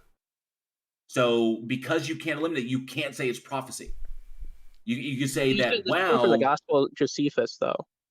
Wait. So the whole reason I brought up this Hindu example is because this is better in every conceivable way. It's precise and exact. Yours is ambiguous, and you can interpret it. 500 million years off. That doesn't sound precise. No. It's more precise than anything you provided. So the ways to interpret the Hindu texts is more precise. It gives one number. Okay. Wait, I understand. let me finish. So okay, yeah. Your text is ambiguous. It does not say prophecy. It does not say this will happen in the future. It does not say it will happen to the Messiah. You are interpreting in all of these facts, none of which it says. One second, let me finish. So the Hindu one is a very exact. It's very precise. It's unambiguous. It gives a prediction about what we will know in the future, and all of that it got very right. The closest to be right. It doesn't need to be perfect. Who cares if it's perfect? It's less than 0.1% off. That's really damn good. So yours is super ambiguous, can be interpreted in many ways, may or may not have happened, could be added in later. It's a very bad prediction. This is a very good prediction. So until you can provide something at this level of accuracy, Hinduism wins on all accounts of all predictions because it has a better one than all of the ones you could provide. Well, that's just confirmation bias, and it's 500 million years off. It's 200, and again, that's still better than any prediction you have. Okay. But it's still better than every prediction in the Bible combined. Is it? I mean, like, okay, so the prediction of being betrayed by his own people. Also, this guy, honestly, I would hire him for my finances if he could predict the current what something would cost 800 million. It did not occur. Wait, so you're saying that Jesus wasn't betrayed? Where in the text does it say in 800 years this is what a slave will be worth? Does it say that sentence? The text, no. So the text was preserved by the Jewish people. 800 when does years it predict in the future this is what a slave will be worth? Does it ever say those sentences? Does it ever make a prophecy that says in the future this will happen? Oh no. It doesn't. It's ambiguous. A servant's wages, though. It's ambiguous and arbitrary. It actually says in the prophecy a servant's wages, I believe. I forget how it comes great. up. When does it say in the future this will happen? Oh, it says I will send to you a shepherd. And you are not going to accept this shepherd. You're going to betray the shepherd. Okay. Yeah, and he says to give me my wages, and you've priced me at the right. So it makes zero predictions. It makes zero predictions about 800 years in the future. Wait, hold on. There are zero predictions going on. Well, okay, I can say yes. It's not a prediction. It was prophetic. It wasn't a prediction. So Predictions those are synonyms. Just like guesses. So prophecy and prediction is both predicting a thing about the future. So you have said nothing about 800 years in the future. You've just said, here's a story. Predictions and prophecies are both guesses. Those are literally the same thing. Prophecy is when you're saying prophecy or being prophetic, it's words from God. Meaning it's things going to happen. You imagine will happen because you think God spoke to you. So predictions are better than prophecies. If you believe in God, this is prophecy. That's great. So you have a prediction, which you call a prophecy of something you think will happen in the future, which nowhere in that text does it say that. It's God's saying. I don't care. Your imaginary sky daddy isn't real, so I don't care. Hold on. You really don't sound like you want to find God if you're. No, I don't want to waste time. I don't want to waste time on your silly distinction between prediction and prophecy. They're the same thing. You're predicting the future. They are the same thing. No. You don't get to debate this. You're making a prediction about the future. Yes, prophecy is a worse guess. Prediction is better than prophecy. Not a worse guess. No, stop wasting time on this. I don't care about your silly definition. You're telling me the wrong definition. I don't care about your silly definition. You can identify it a certain way. I don't care. I don't care about your silly definition. You're making a prediction. It was wrong. There's nowhere in that says that it's going to happen. There's nowhere it says 800 years. It doesn't say anything about prediction or prophecy. You are making shit up and saying, here's a story in the Old Testament. I'm going to make up that it's saying something about the New Testament, even though it doesn't say that anywhere in the Old Testament. That's not a prediction. What is a prediction is when a book says, this is the age of the earth and we will discover this. That's a prediction. That's a good prophecy. Yours is a terrible prophecy because it doesn't say this will happen in the future. It doesn't say this is indicative of anything in the future. It just says, here's a story, and you're arbitrarily making a connection to something in the future from nothing it says in the text. That's not a prophecy. It's not a prediction. It tells us nothing. So your definition of prophecy is actually wrong. And the definition Stop I'm wasting using time is actually, on the definition. Hold on. It matters because if you're it doesn't. it gets into semantics if you don't argue on the correct definition of something. So my definition of prophecy is the same definition used across the board by anybody who takes any of this seriously. It literally doesn't matter. I don't care what you use as your definition. You are predicting the future. It's not mine. I don't care. I don't care anybody's definition. You're predicting the future. Prediction and prophecy are synonyms. Move on. Prediction is self-made. Move on. Bring up an argument. Like I've already debunked this. Okay, fine. I will move past the point. But so you're saying the 30. So being very specific about how much a servant's price would be 800 years from the future. Where does it say that? Where does it say 800 years in the future? Hold on. The book of Zechariah was written in between the ages of 900 to 800 BC. I don't care when it was written. Where does it say wait, you don't care, you don't care when this it was will written? happen? I don't care when it was written. Tell me where it says in the future this will happen. Well, he says, I will send you a shepherd. This is Zechariah being prophetic. He's okay. So you have to know the roles of these people in the context. I don't care about the roles. Speaking. Tell me in the text, where does it say in the future this will happen? You should care about their roles because it matters. Stop wasting time. Speaking. Where in the text? Either say it does not exist in the text, anywhere that it will say in the future this will happen. Specific timeline? Yes. Give or specific... in the future? Yeah.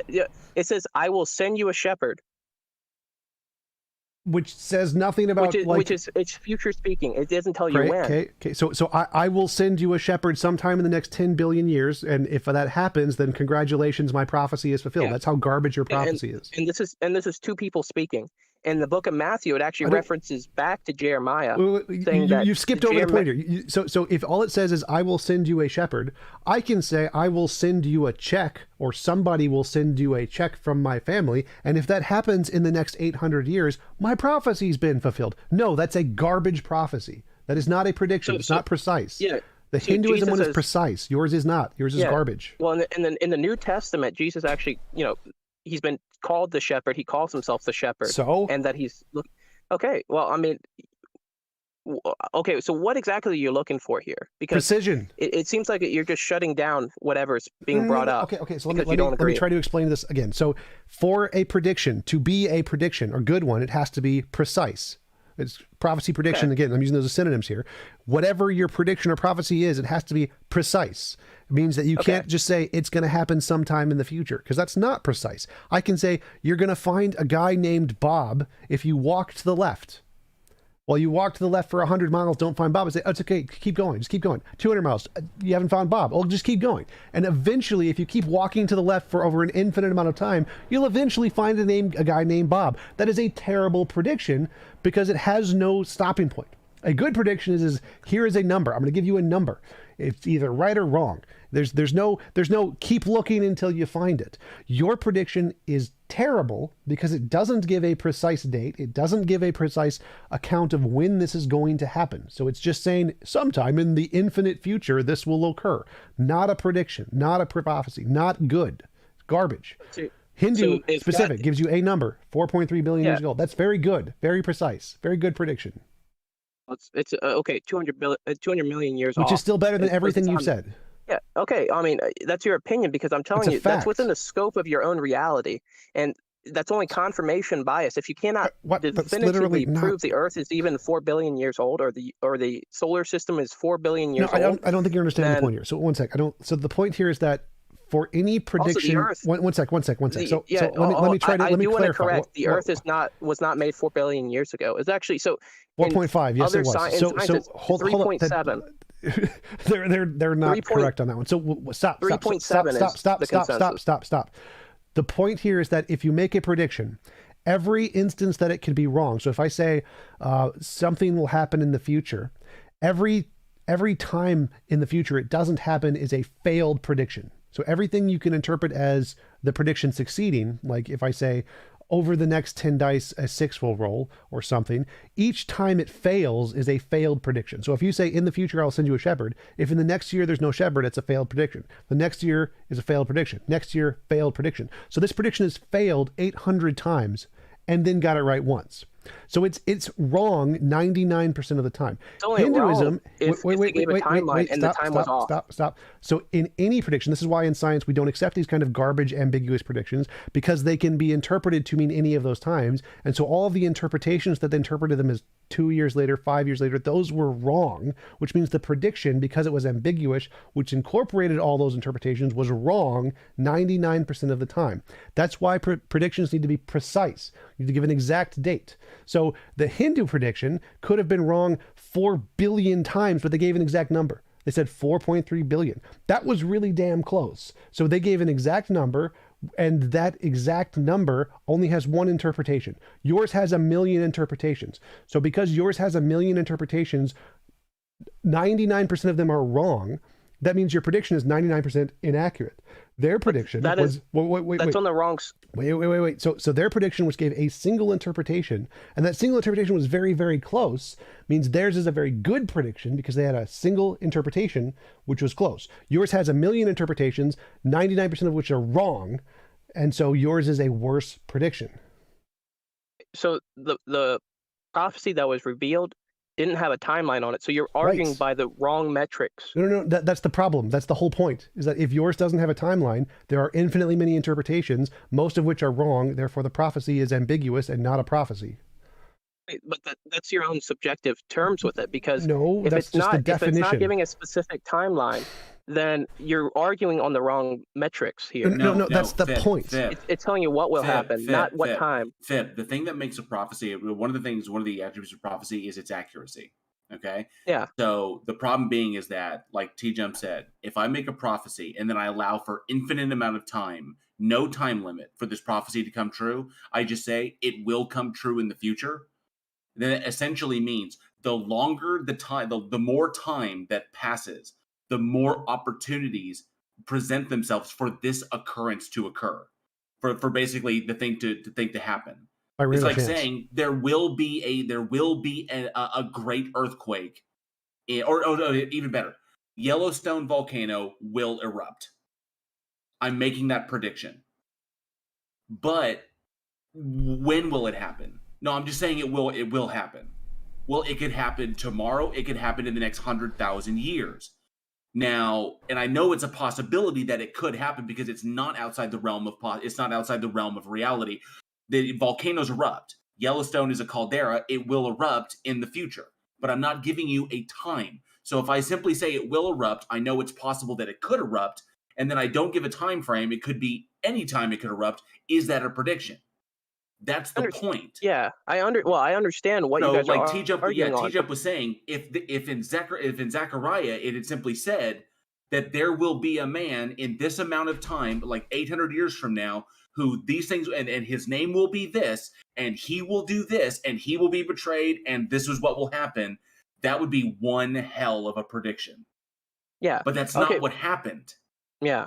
Well, okay, so the only thing that you guys don't have, which is something that God's not been good with, for anybody who, is a Christian and knows what it means to wait on God. Yeah, he doesn't give times. Right. So that's bad. So, but you're arguing on the incorrect metrics, though. No. You're arguing Fib, you're arguing from a position of faith.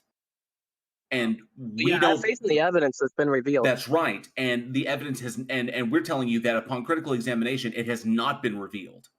So if you take faith out of the mix, that's what's missing. So no, we're not going to take it on faith because there's problems with faith. Faith is bad. Okay. So like belief without evidence is what we're talking about. Faith, not trust, not confidence, which are sliding scales based upon evidence and past experience, okay? Faith in and of itself doesn't work because, one, faith is essentially emotionally based. It's based on how you feel. You can have faith in a thing, and depending upon how you feel about that thing, that faith can diminish, it can go away, or it can improve. But that's totally based on emotion and not on evidence. Two, faith can be manipulated by external sources, and it can be manipulated without you knowing it, which is how cults are formed and people are drawn into cult behaviors like the new IFB or the Jim Jones cult or the Heaven's Gate cult, or the Prank I don't know about these cults. Okay, I mean they make the news. Okay. Yeah. So, but it can be manipulated by external sources without you knowing it, which is how people get drawn into cults. Okay. Yeah. And 3, faith doesn't make any mechanistic explanations about anything, and it doesn't provide any further information about the world, about reality. It doesn't. It just simply says it is. It literally ceases inquiry. So no, faith doesn't work because, and also you can throw in a fourth thing. Your faith can be misplaced without you realizing it. Okay, when you just put belief into something with no evidence whatsoever to justify it, you can stick that thing in the wrong thing. All right, so faith can be misplaced. It can be manipulated by external sources without your knowledge. It doesn't provide any additional information or predictive information or mechanistic explanation about reality, and it's emotion based. When you have so many other tools that are better at determining things about reality, why would you ever rely on faith? One, because I have trust in God, and 2, I mean, that's what we've been called to do, is to have faith in Christ. That's fallacious because you assume that you have been called by God and not by other people telling you were called by God. How can you make the determination? How can you, where is the line? How can you say, this is what has happened and this is what is real and this is what is not as real? How are you making the determination between what is real and what is imaginary? Well, so with the sciences, you can make the same argument with the sciences. You have people who have spent their whole lives believing they're correct and wanting to prove themselves correct, that they've come up with terms and terminology. No. That is a fundamental misunderstanding of what. That's a fundamental misunderstanding of what science is. And models. Science goes for the explanations of things, like the best possible explanation of things given the evidence at hand. Yeah. And the objective of science is to tear down the current best explanation that we have and replace it with a better explanation. So when you come up with a theory that explains things, then the objective of everyone else in your field is to literally start trying to poke holes in that thing in order to tear it down and replace it with a better explanation. That's because they believe they're right. That's what I'm saying. It's a group of people who've gathered together and somehow can work together while all believing that their individual heads are all correct. No, they don't. It's not that they believe they're right. It's that given the evidence at hand, they have a very strong confidence. They are wholly confident that their explanation is the best explanation given the evidence at hand. You can make the same argument for Christians. No, because scientists don't claim that what they've explained is absolutely 100% true. That's why science allows for further information and further evidence in the future. Well, listen to their actual experiences after being, changed by Christ. People want evidence for themselves, but there's a kind of like I've noticed a majority of people who want evidence for themselves haven't sought the evidence other than to dispute it. Okay, so if I'm looking for evidence, no. If I'm looking for evidence for a thing and I don't find it, does that necessarily mean that I didn't want to find it? No, it doesn't. What it means is that I went looking for the evidence and the evidence wasn't there, and the evidence that I was presented was insufficient to support the claim. Well, does this speak about like yourself? I don't know. No. I can only speak to myself and my personal experience. Well, I actually agree with what he said earlier. He said that like scientists try to debunk things. So if you present evidence, we're going to try to attack it and poke holes in it. And that's the correct intellectual way to do things. You shouldn't just accept it on faith. You should say, does this not make sense? Are there holes with this? And if there are, then you should reject it.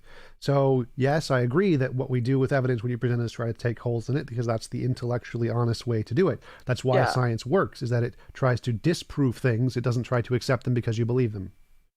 You guys even said so yourselves with reason, because they're using reasoning and metrics and whatever they can prove as logic. They're using reason as the main basis to some of these claims. Yeah, so are we all? You can reason anything. So is everyone, because that's what we do as human beings. Yeah, of course. I want to go back to what because you touched on something that's really, really important there, and it's a really important distinction to make. You stated that we've already determined that if I go looking for evidence, and I don't find that evidence, then you asserted that I'm not wanting to find the evidence. But that's not necessarily true. It means that I didn't find the evidence where I was looking. So I will continue looking, hence why we still hold these stages. Okay? But I also determined that the evidence that I was previously given, because I was born and raised in the faith, I was confirmed Methodist. Okay? I was raised in the faith, and I determined, after critically analyzing the evidence I was given as a child, that the evidence was insufficient to warrant the claim as being true. So therefore, I then rejected the claim, went looking for further evidence, and my story of deacon, my deconversion story is like over a decade long. As I went hunting for this and came to the eventual conclusion, I am an atheist. Okay, because there's no evidence, or there's no sufficient evidence or good argumentation to support the claim. Now, what you are essentially skirting is that I need to believe first and then go looking for the evidence, and because I believe, I will find it. But there's no differentiation between that and confirmation bias. There is. That is a good point. There is one question from somebody in the YouTube live chat. His name is Blastermaster80. It's 80. He's asking if what's the difference between having faith that something is true and pretending it is. That's a question for you, our guest. Well, I guess pretending it is, I mean, you would have to. Okay, so is this like they're tricked into believing something's true, or is this like they can't confirm it, but they believe it wholeheartedly, so that they'll, because pretending means lying. Like it kind of assumes somebody's lying. Okay, yeah, I guess sometimes that can get into some like a Benny Hinn, like slapping people around and making them fall to the floor, even though that's scripturally unsound. Well, yeah, I guess it depends on how people are reading the scripture too, right? So, yeah. Okay, well, thank you for answering Blastermaster's 80s question. Yeah, I mean, that's fine, but like, do belief and trust mean the same thing to you? Belief and trust? Yeah, or faith and trust? I guess they can go hand in hand. I mean, faith can go a little bit. I mean, it sounds like it could be the same thing, because trust could really depend on any sort of metric that you put in your head. Well, I mean, that's why it's important that he brings it up, because there's a distinction to be made there. Especially if you're talking contextually with the Bible, then faith is talking about the belief in things unseen, the things that are hoped for. Okay, there's no justification for it. It's just something that you hope to come true, regardless of the circumstances, the current circumstances, or belief in things that you can't see. What they're essentially talking about in that context is that you have no evidence for. You can't justify it, but you still believe in it. And that's problematic, because trust and confidence are all about evidence. And there's, like I said, thank you for the super chat. I have very little trust in this because there is no evidence for me to have any trust in it. Like, a person is lied to me constantly. Spitting fire. I have no trust in what. Give TJump your money. Love it, Jacob. Yeah, but if all of a sudden that person starts telling me the truth, and they over time exhibit a pattern of behavior that is constantly that they're making an effort to change, and they start telling the truth, and they really, really put forth the effort, and my trust levels will improve slowly but surely over time. I'll know that person won't lie to me, because it's been demonstrated. So therefore, I have evidence to support my trust. I trust them because they won't lie to me. Same thing with confidence. I'm confident because the evidence susses this out. But like I said, it's a sliding scale. And so if all of a sudden I lose confidence because the evidence was shown to be incorrect, and so I no longer am warranted in putting confidence in this thing.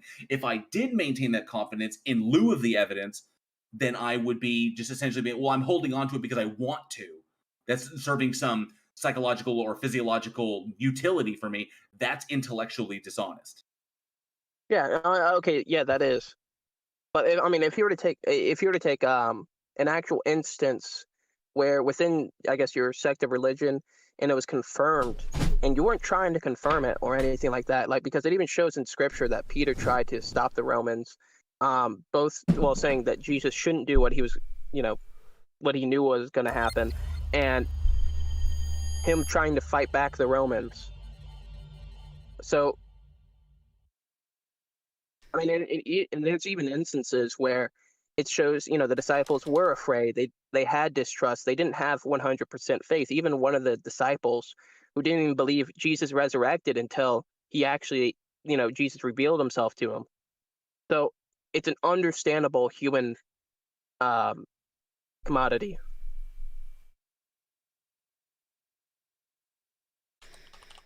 I guess overall, I question what exactly is the metric that would sell you on any sort of God? I'd have to agree with TJump on this. What he brings up all the time, novel testable predictions would be really, really good. Yeah, novel. So prophecy, like no novel testable predictions. Novel testable Are these three predictions. Separate things? No. It's that was a segue intended for TJump to what. so yeah, I think prophecy is a kind of novel testable prediction. So yeah, prophecy and predictions I think are like the same thing if they're precise. Yeah.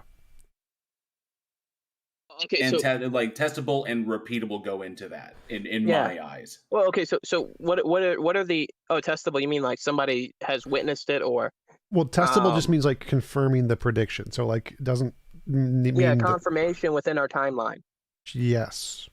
And a part of that is also eliminating other possibilities. Yeah. So that's a part of that process, is eliminating the possibility of something else so it doesn't look like what you're trying to find. Also, we brought up that there's a possibility that the other authors in the Bible and in extra-canonical sources don't even agree with this.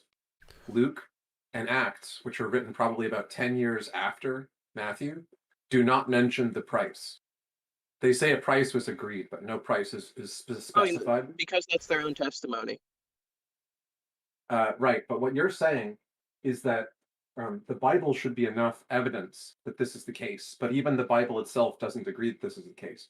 Furthermore, if we go to extra biblical sources, we find another source that claims it was 30 pieces of gold, right? So the criterion for why you're going to accept Matt and not Luke or the other source as evidence that it was not 30 pieces of silver seems like it's going to be pretty subjective. And there's reasons why, even if it gives the exact price, and even if it's agreed on in many places, as it's been already established. What? I mean, who wrote that source? The other one, I gave it out earlier. Let me find it again. But the point is, one of these was accepted into the canon, one of these wasn't, probably because they disagreed on this important fact, right? But they didn't have some like principle